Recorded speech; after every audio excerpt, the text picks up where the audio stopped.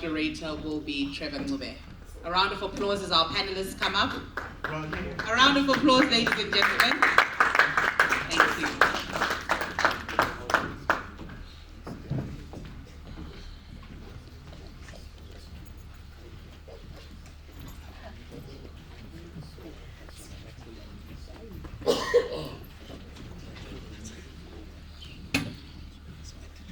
Right. Am I wired? Am I on? Okay. Whilst we're waiting for Ryan, for me, this is perhaps one of the most important panels. Talking to guys who are talking to go over 29 minutes, so we're going to jump right into it. And this is what we're going to do is say who you are, what you are doing, and how these people can help. So as briefly as possible, who you are, what you're doing, and how these people can help you. Thank you. Good morning, everyone. My name is Gugulethu Siso. Please feel free to call me Gugu. I am the CEO as well as the co-founder of Thumeza. So we're a fintech that uses a loan management platform in order to help small-scale transporters get logistics liquidity. So in essence, getting them access to invoice financing. So we're looking for partnerships within FMCG companies in South Africa, beverage companies. So if you've got any connections, that would be greatly appreciated. Thanks. Wonderful. That was sweet and sharp. And who are you and what are you doing and how can we help you? Good morning, Trevor. My name is Brian Munyawara. I'm the CEO of Raysun Capital. We are a financial services company that specializes in short-term credit for small companies as well as short-term credit for individuals. Currently, I think the support that we would require is enabling us to expand currently here in Zimbabwe and also across the borders. Yeah. Fantastic. And who are you, by the way? I'm not sure if this is audible. Is it? Yes. Yeah. All right. My name is Raysun Capital. So I'm a CEO and co-founder of FarmHut. We're operational in Zambia and in Zimbabwe. We do machine learning-based credit scoring for farmers in Zambia. We're working with MTN and a number of banks. Then in Zimbabwe, we're also working with development agencies to fund initiatives by farmers, many of them. Yeah, so that's what we do here in Zambia. And how can we help you? We need money. So if you want to fund our works, we look to expand. We're looking to expand to South Africa and Kenya. That's our for year 2024 targets, to get into Kenyan market and also to get into the huge South African market. Mm-hmm. Fantastic. Right, the one who was giving the SIMA CEO problems. Hi everyone, so I'm Victor Mapunga. I'm the founder and CEO of FlexID Technologies. So basically at FlexID what we do is we've developed a digital identity platform built on the blockchain. And essentially we're the people that are trying to eliminate all those forms you have to fill when you go to the bank or when you go to the hospital. When you're asked, give us your proof of residence, we want it to all happen within one click because basically when you have a digital ID that has information about who you are, where you work, your pay slip, your transactions and everything, it makes it far much easier for you to interact with the broader aspect of the economy. So we're a B2B business. So essentially what it means that we're looking at large enterprises, we're looking at healthcare companies like CIMAS, we're looking at insurance companies, we're looking at banks and financial institutions like Raysun, such that all these institutions, once they've integrated into our ecosystem, I don't have to continuously fill in paperwork and I go from CIMAS and I go to CBZ and I go elsewhere. Everything can just happen within one ecosystem. So in terms of what we're looking for, number one, it's those partnerships with such institutions, including academic institutions as universities. And secondly, we're creating a sales process. So if you're familiar with Microsoft, IBM, Oracle, you have all these sales integrators. We want to empower local Zimbabweans to also now market our products, not just in Zimbabwe, but if you're in Botswana, if you're in Namibia, if you're in South Africa, they all need this solution. So you can partner with us and you can actually push that product and we'll ensure that you actually get a very good commission and create a viable business from that innovation. Thank you. Fantastic. I'm going to go around again asking the same question, Gugu. What is it that you are struggling with in terms of the ecosystem? what's standing in your way? And secondly, what opportunities do you see for your enterprise? What are you struggling with within the ecosystem? How can the ecosystem be improved? So we've moved. We started Thumeza back in 2018. I was a logistics aggregator. So Dr. Ishmael there is one of the few people that really got what we do because he's in the logistics sector. So I don't know if you guys remember, but I think it's back in 2021, SI 127 came out, in essence saying that whoever owes you money in USD can pay you back in local currency. So unfortunately, as you know, we borrow financing to small-scale transporters. The bulk of our financing came from outside of the continent. Sure. Now imagine having to borrow someone money in USD and they are paying you back in what in essence could be half and in local currency. My business model was dead on the ground, so we left. It's not something that the ecosystem could help me with. There is no amount of mentorship, which unfortunately is what we keep getting offered to startups that could help that problem. So people keep saying that startups are leaving Zimbabwe, we're not being patriotic, but right now what we're looking at is the economics of the stomach and the wallet. Yep. If I have to survive and build this business in a way that makes sense, I have to leave and then look out for opportunities that make sense later on in order to come back. So I say the support that the ecosystem needs, we need more early stage investors. People that understand that the startup ecosystem is a long game, right? It's not too good you're going to give me 5K today and expect Thumeza to jump up and I'm now, employing 50 people. It's not realistic. It's really not. So I think we need more entrepreneurs to put back those little checks into those ecosystems, as well as then actual mentorship that makes sense. And hey, this is a partnership, not hey, this is what I did 20 years ago. What happened 20 years ago might not be realistic to what I'm doing now, right? Yeah. So just give me the money, connect me to someone who you think can help me right now, and then let me run it. I think that's what we need right now, to be honest. But the issue that you're raising, Gugu, the one of SI, whatever the number is, that's huge. I mean, it decimates you right there. Speak to that in terms of what it means in terms of affecting your ecosystem. I don't think a lot of people quite, I know Brian next to me will understand what it means because you're in the business of borrowing money. But I think in terms of day-to-day economics, not a lot of people actually understand how it impacts their business until you have to go to court and get someone to pay you back. Yeah. That's when you start getting your lawyer saying, oh, hey, by the way, you know that your creditor has these certain rights. And you're like, what do you mean they have the right to pay me back in local currency? And the judge says, yeah, but they've got this option. So unfortunately, the ecosystem that we're in right now, I'm not trying to hate, guys. Until you get to a certain point where you're now suing someone to get your money back, I don't think there's quite an understanding of how these SIs actually affect our businesses on a day-to-day basis. So what I would say is, guys, fail fast as much as you can. If someone doesn't, fulfill their obligations against you, go after them so that you learn these lessons very, very early whilst you don't have eyes on you.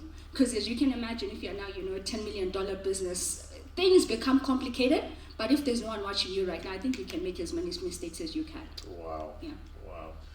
Speak to you're in the financial sector, those SIs that we can't name them, I don't know how many they are, but that come in and disrupt your operations. You're in the financial sector. And secondly, how can, as I asked you, how can the ecosystem for startups be an enabler to the things that you do? All right, I think firstly we need to understand what an ecosystem is. At times we assume we know what the ecosystem looks like or what a startup ecosystem is. And in essence, I think I was, a couple of days ago, I was looking at a paper that, or anyway, some research that's been done in different countries, and Uzbekistan, for example, where they did a lot of research into trying to see how the startup ecosystem can help entrepreneurs and also contribute positively to their GDP and also helping as their societies. So firstly, they came up with, they called it the 5 Helix model, where the entrepreneur was right in the middle. You've got the government that's bringing in legislation like the SIs that we're talking about. You've got civil society. You've got people that are in academia. All these people are contributing to this ecosystem. So now, how the SIs affect the ecosystem is that if we've got a player who's in the ecosystem, the government, there's no real work that we can carry forward here in Zimbabwe, without the government's involvement, we need them to make policies that help startups, that help the finance sector work well. Our business had to close at a certain point in 2019. Why? Because they introduced, we were lending in USD at a certain point, and then they say that from today onwards, it's all RTGS. And from that, the interest rate kept going, the inflation rate kept going up, but then people were still paying back at an interest rate that we had given them earlier on. We couldn't cope with that, so we had to close shop for a bit, regroup, and then come back again. So those kind of things are the things that are affecting the startup ecosystem, because they make the policies, but the policies affect these startups that are still starting. That's one other thing. Another thing that I think is critical, like Gugu said, is we need early stage investors. But not only that, we also need to properly understand what a startup is here in Zimbabwe. And I think there's a lot of misclassification that's going on within the country, because we'll say people have been advocating for a startup act, people have been advocating for things that properly help startups. But if you go to the Minister of Small Businesses, they'll tell you we've got an act. And the act was enacted in 1987.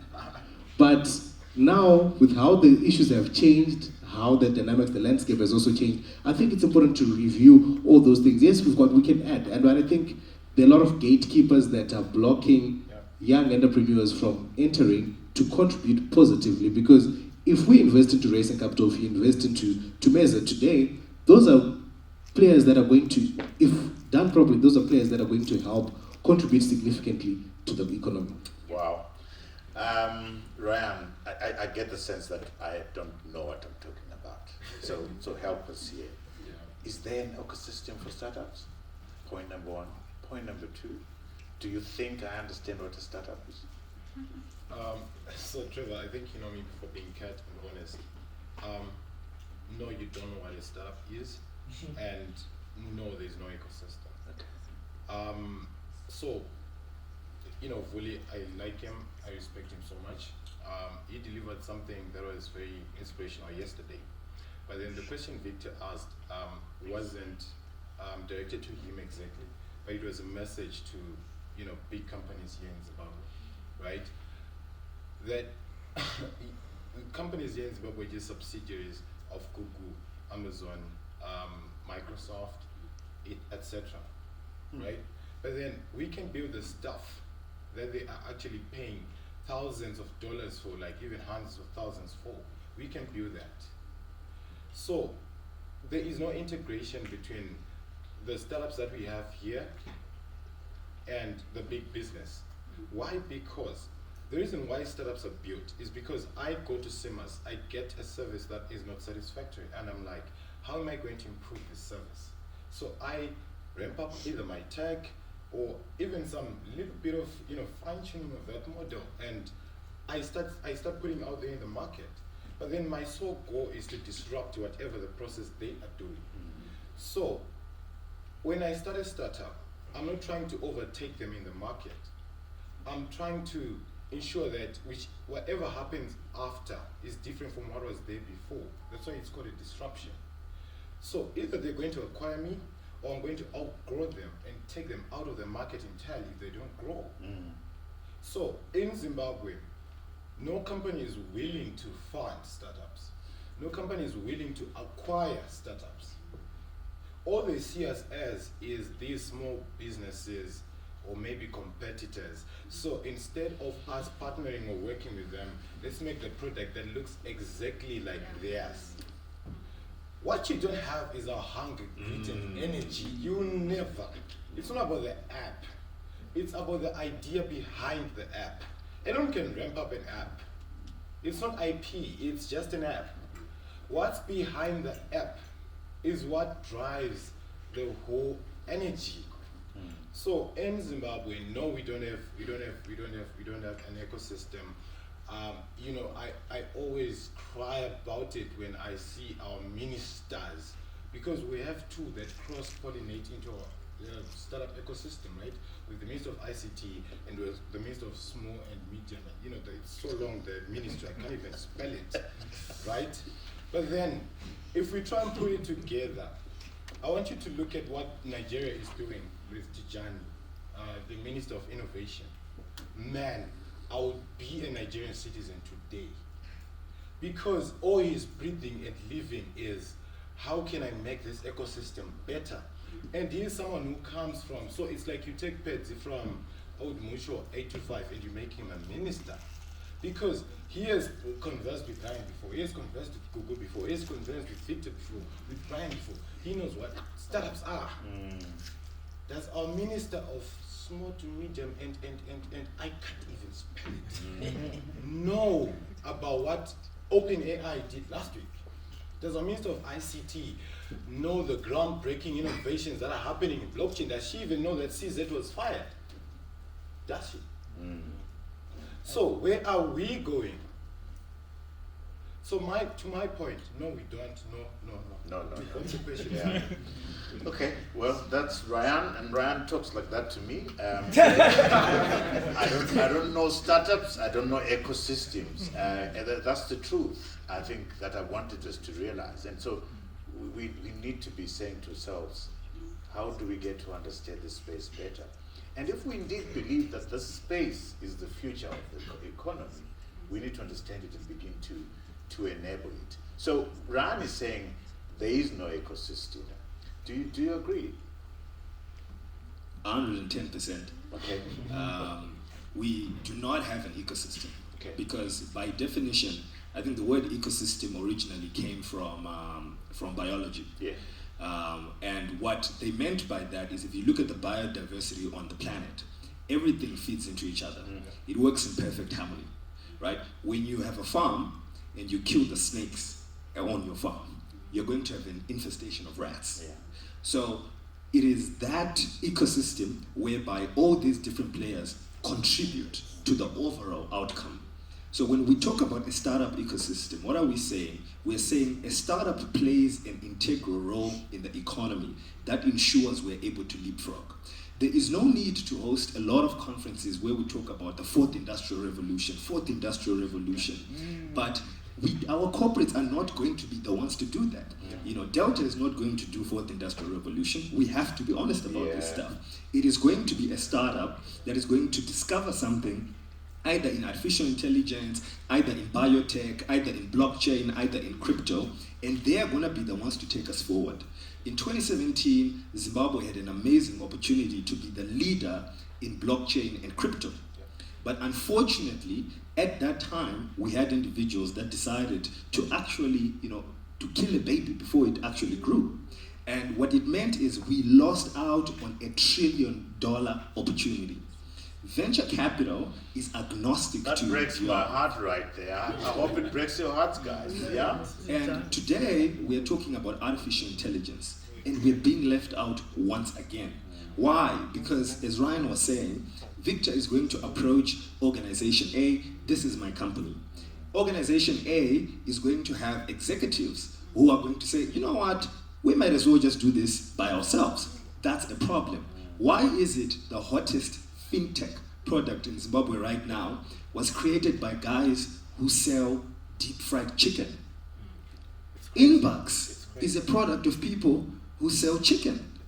How could it not have materialized from bankers? It's people who sell us chicken and chips that are disrupting how we send money across the country. Something is wrong. It means that we have people sleeping on the wheel when they are really supposed to be saying, guys, how do we ensure that we allow different players into our industry? There are multiple examples, inexhaustible examples that we could give across all industries, from logistics to healthcare.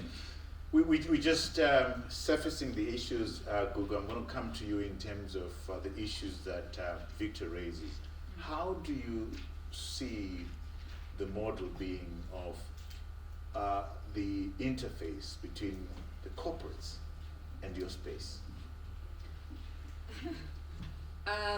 So I've been a bit lucky because our business model is B2B, it's extremely B2B. We use FMCG companies as distribution partners. So that allows me to only deal with small-scale transporters that are pre-vetted. I know that my credit risk is low because the B2B company is the one paying me. I borrow you, Trevor Logistics, but Pick and Pay is the one paying me. I've eliminated my risk. However, when I was in Zim, getting into that ecosystem, as Victor has pointed out, is painful. Someone starts, they see a young person. I'm not even going to talk about sex or gender.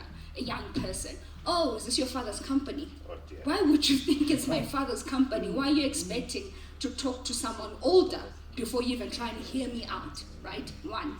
2, as Victor pointed out, this whole thing of, but you guys don't have money, man. I could do this myself.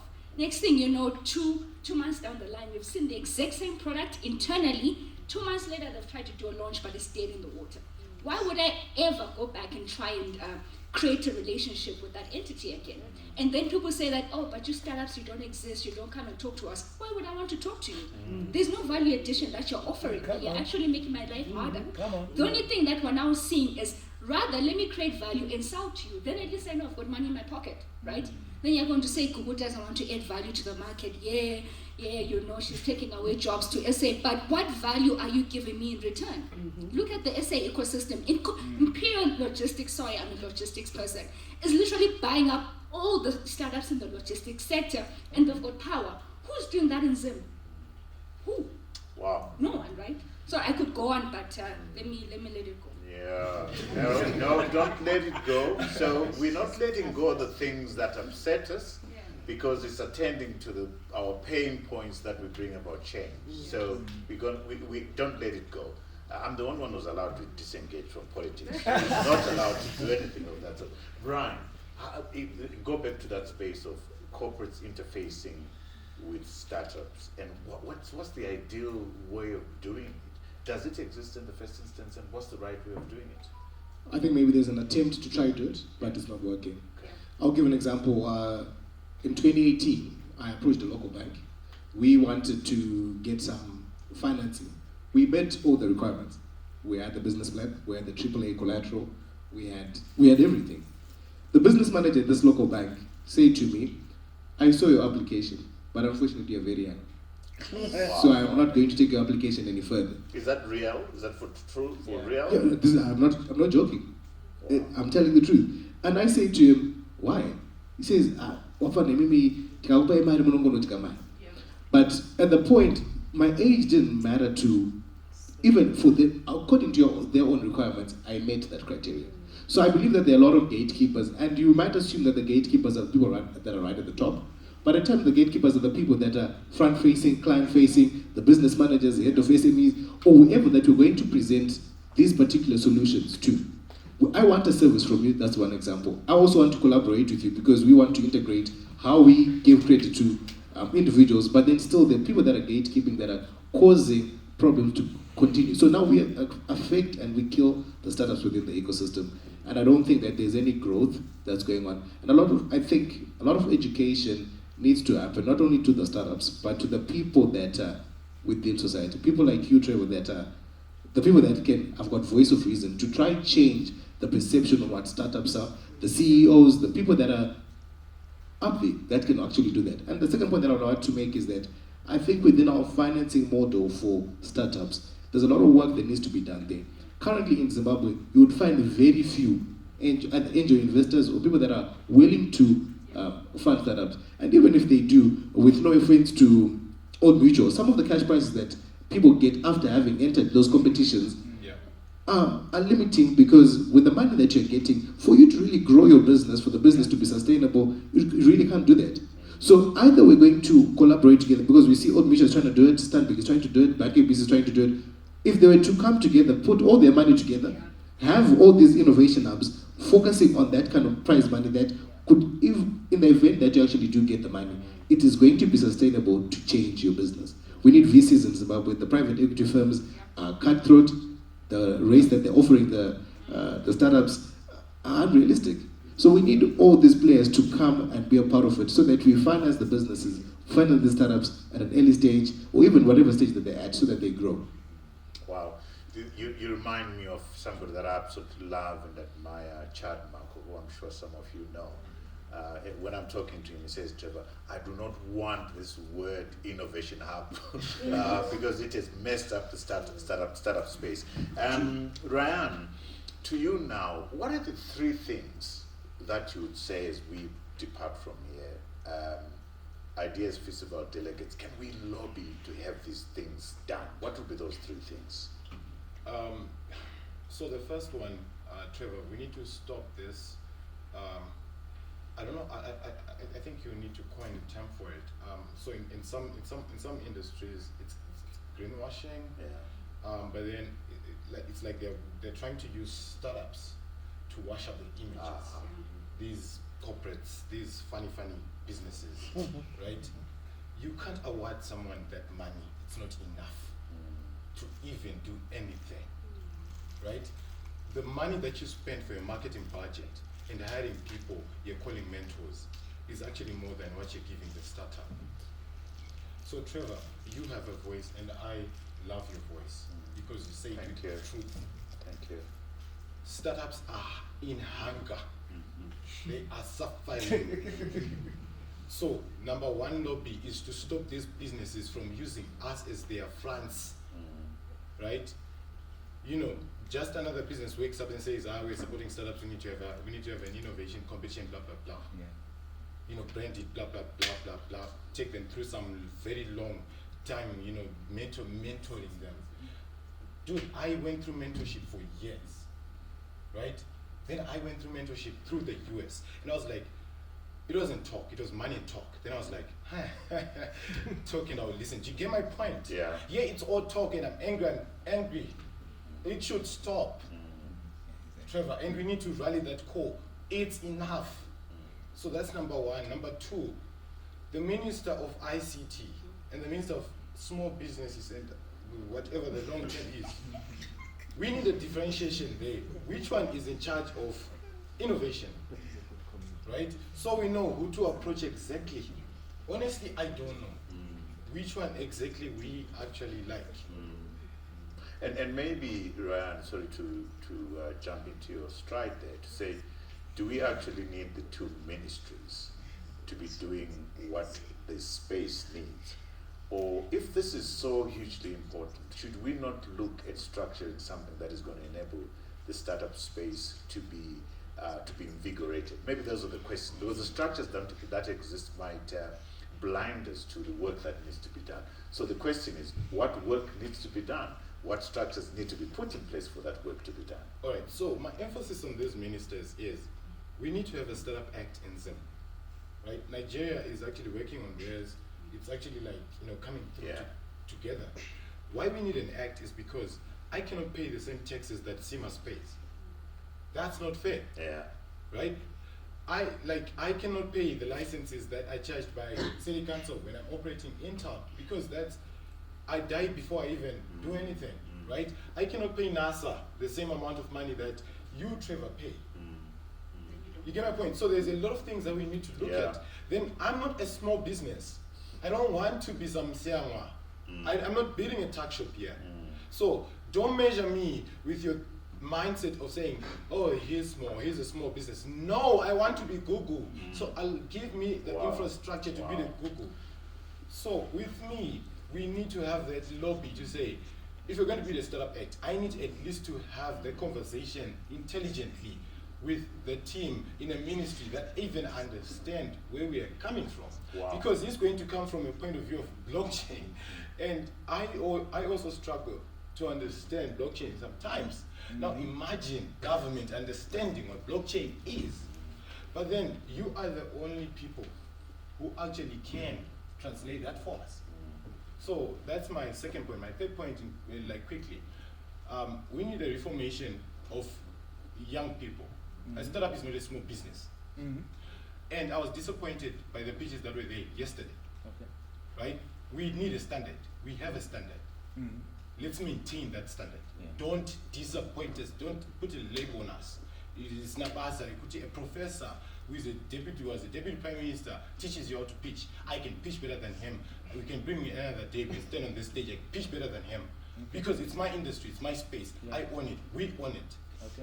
So let's not give other people space to doubt us as young people. Wow. Young people, did you hear that?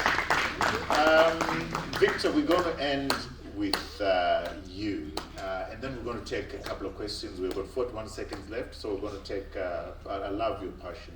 I love your passion. We need to channel it. And,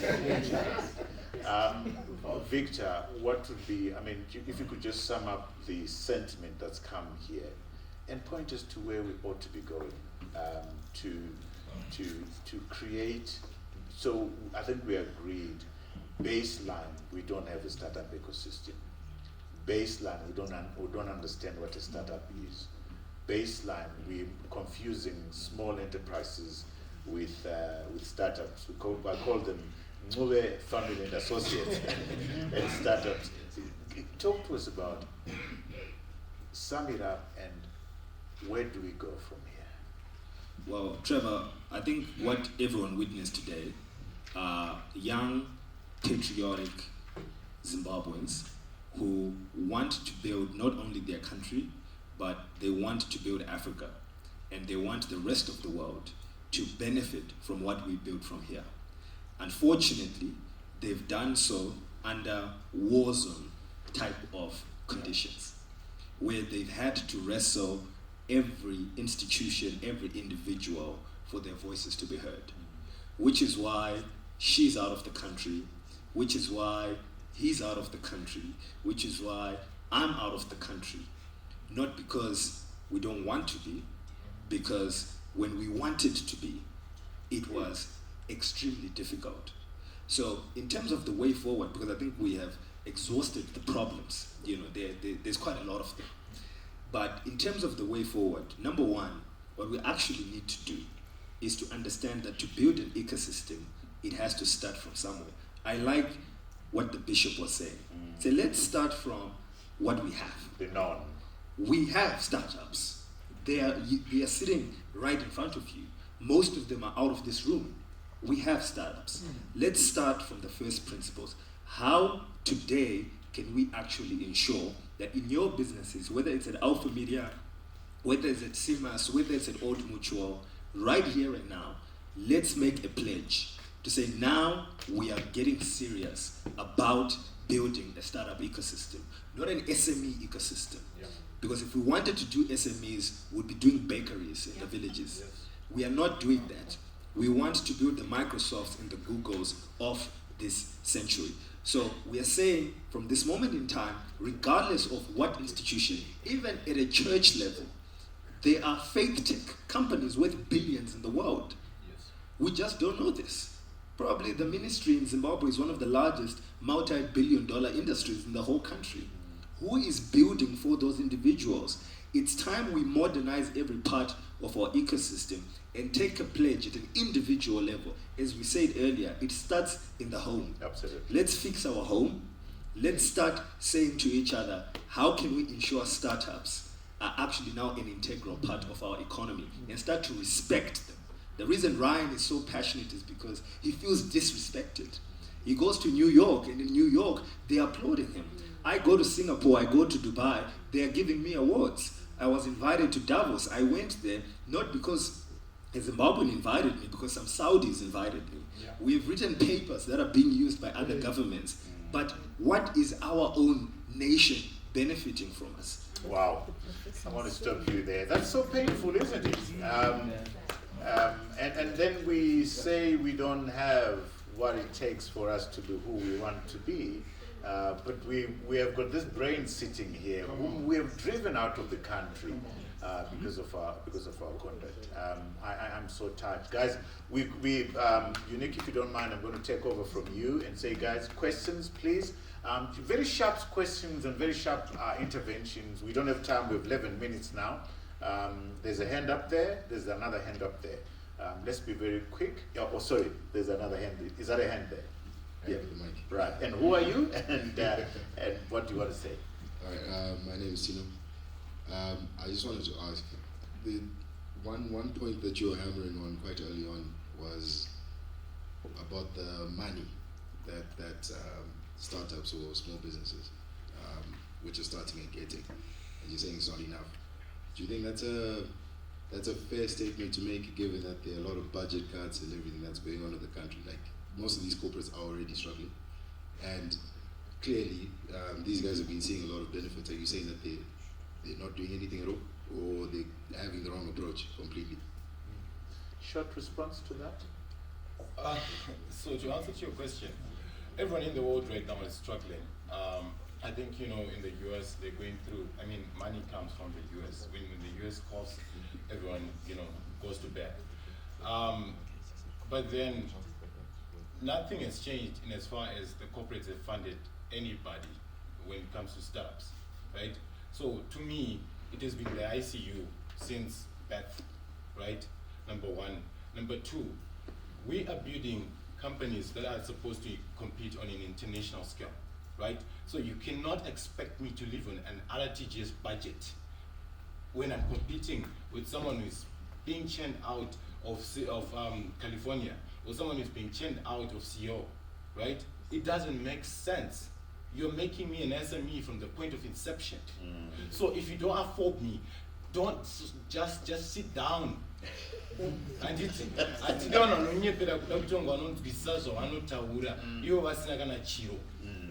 if you don't have the money, sit down. My point of frustration comes from the point of saying, our big businesses can afford to fly to Silicon Valley. Who investors, like actual investors, I know she came up on that stage and said, we connect our startups to investors. Everyone said that. But how many have been funded in Zimbabwe? A few. So it's not about them having the money. It's about them creating an environment where they bring the actual people with the actual money. We're not talking thousands here. We're talking millions. That's the money we need. Okay. And I think the reality that you brought is I am not an SME. I want to build a Google. Yes. That there says, what runway do I need? What runway do I need? Ken, you've got a hand up? Yes. Sorry, yeah. Thanks very much. I think this is very exciting and passionate, and I think that's important. But what we then need to do is to say, how do we build? And I think from where we are, clearly as a culture, we haven't got, years back we used to have Gosana's Fund, which was a conglomerate of a number of financial institutions dedicated to supporting businesses that we're starting. I think we need that. Yeah. And I think as a platform, it's a point that we probably need to actually lobby the financial institutions to have an attitude of actually creating funds that create the next Econet. Because that's how Econet was built. That's the first thing. Then I think the second aspect relates to, I will call it, speaking to Ryan, building bridges. So we have a situation where the market is not even opening space. And then let's say we have, I'll take Old Mutual, that's putting 2 cents because they've got an idea. Let's build on it. So that they bring another 10, 15. So that we scale up. Because if we then bomb any initiative that's starting, then we will be ground zero. But if we have one institution that may not be giving us millions, but is willing to spend time, let's build on it. Okay. And I like what Fuli was saying. He is going to bring other institutions. That's how we build on it. And that also talks nicely to what the bishop was saying. Let's start where we are. So those who are not against us, they are with us. Yeah. Let's work with them, encourage them so that they bring their friends to the table. Wow. So I think that's what we really need to do and build up. Because it's exciting, and that's why we put this, because we think as a country we are not having enough of these conversations. And that we are having this is an amazing start. Absolutely. And by the way, as Ken says, for us the thing is not just to have the conversations. Let's see action coming out of it, which is why the community is going to capture this. Sorry, I saw the hand from, please. Yeah. Okay, thank you so much. I see the bishop here, if you could then move on to the bishop, and my friend at the end there. Please go ahead. From my side, I have 2 comments. One is a loving one is a brutal one for startups. So I'll take an example of Simas. They have millions of customers that they are serving, or even an Econet or an Old Mutual. For the first comment, it's around risk. As startups, before we engage these big corporates, let's do sort of like a risk assessment. Because as a CEO, he has a scorecard to say, I need my customers to benefit this, I need the deployment of a system to be done this way. So us as startups, let's already work on our risk assessment, see how we can simplify, see how we can reduce the risk of us working with these big companies. Because sometimes we are in the waste management space, but actually we are in the logistics space. I'll rush you. Let's go to the brutal one. The brutal one. The brutal one is around financing. I'll be honest to all startups, no one owes you anything. Old Mutual can sponsor you, Simas can sponsor you, Econet can sponsor you, they can assist you, but the truth is they don't owe you anything. You have to go out, you have to fight for things, you have to build your own things. Thank you. All right, the Bishop. I'm so delighted that we had you this morning because you've added a tonic of humility and wisdom. So please go ahead. Thank you. Well, I wanted to follow up on what Ken was saying, but I forgot the sentence. But here is what I think. What I think the platform that we're creating is a platform where trust is built. Exactly. Now, we must create that because there is no trust. Then we move on from just trust to kind of like marriage. You used an industry technical term, I would call it marriage. So that the startups are able to be carried on somebody's shoulders who cares for the sake of the future. Not just for profit. That is where if somebody can say, these young businesses that we are raising, it's like a son. I want to see them prosper and do better than what we have done for the sake of the future of the nation. So that, let me tell you, I travel across the globe. The best of the best are Zimbabweans out there. And I'm like pleading with them, please come home. Every time, wherever I go, they come to meet with me. Come home, and their mind is sort home first. I'm reminded of Peter Thiel's book. Guys, if you've not read it, please read Peter Thiel's book, From Zero to One. And Peter Thiel, From Zero to One, Peter Thiel. Peter Thiel made lots of money with eBay, with PayPal, and other companies. And Peter Thiel has put something together. You've won something from Peter Thiel, haven't you? Yeah. So Peter tells you to quit school and funds you. Yeah.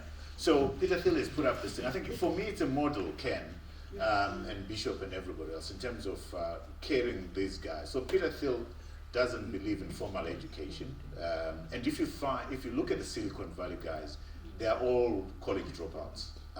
And then gives them $100,000 and they get funded. And they've all, Google, eBay, YouTube, and whatever, most of those guys have come out from that space. And Ryan's passion of, I want to be a Google. We need to understand what ecosystem created Google for us to get there. And if we're serious about being an 100 billion economy, we need to realize that it's not going to be created by the guys who are on the stock exchange right now. These are the future of Zimbabwe. I think we need to understand that. The last question, my brother right at the end there, and then we, yes, sir. Tell us who you are and then get to the point. That's fine. My name is Desire. I'm a computer. Oh, Desire, by the way, is the one who's approached me with that app for those guys that are helping us clean up. So we're going to approach him, but if you are never able to approach him, I'll send the stuff to you. Please, Desire, thank you for that gesture. I'm actually a computer engineer by profession, but doing something differently. But I was inspired by these guys, their brilliant ideas, their innovations. But one thing that came to my mind when they were doing all this presentation is, let's build a Silicon Valley setup for Zimbabwe. it can be a hub for the whole Africa, and we can have a framework, we can have a structure like that. We can even do better than Silicon Valley, where we can have all these setups, it is well funded, and we have a proper structure. That's my Wonderful. Guys, we've got to stop. We've got 46 seconds to go. So the old mutual guy has a question. Okay, all right, sorry.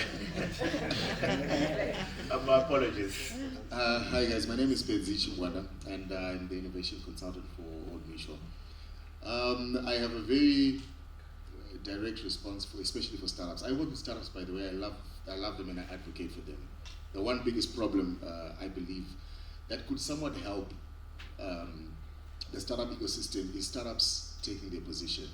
Startups don't help each other. Ryan goes out of the country, gets millions.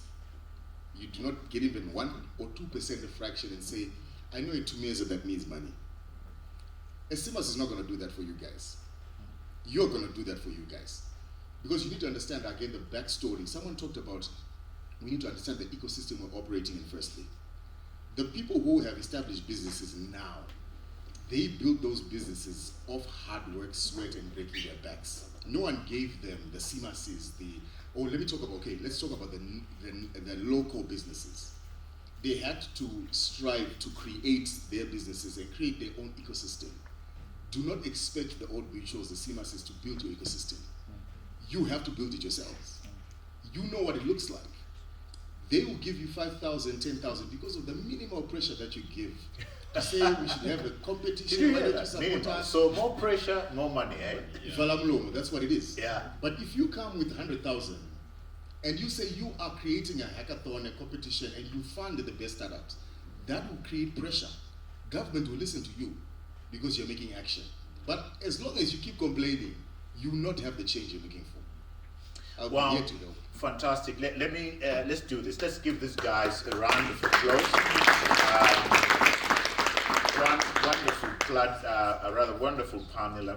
Guys were doing real stuff, and we really want to be able to get traction from here. I mean, what the Old Mutual brother has said is also important. I think there's a collective of ideas that are coming from here, and that will enable us to do a bit of something. And I'm hoping that when we meet October 30 to 1st November next year, we can be talking about stuff that has been done, and we keep up the momentum. So thank you so much, guys, for being vulnerable. Thank you for being angry, sharing your passion. Thank you so much. Thank you, guys. Another round of applause as the team goes back to their seats. Thank you very much.